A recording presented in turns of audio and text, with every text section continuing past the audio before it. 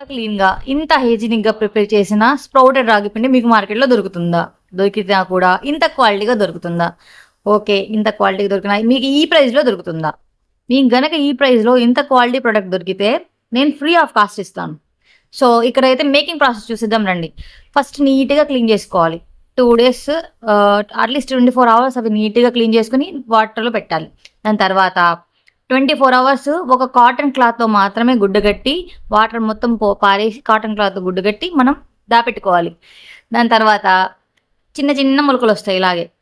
24 అవర్స్‌కైతే కొంచెం తక్కువ మొలకలొస్తాయి. ఇంకో 12 అవర్స్ అయితే కొంచెం మంచిగా 2 ఇంచెస్ వస్తాయి.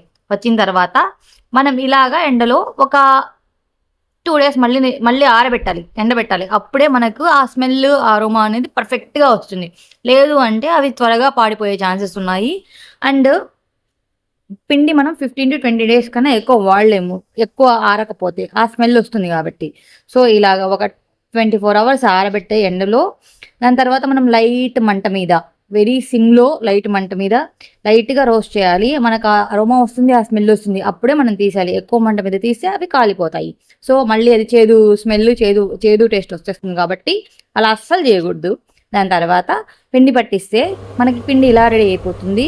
So, we are ready to go. Thank you for watching and order చేసుకోండి. ఫ్రెష్ పిండి తీసుకోండి.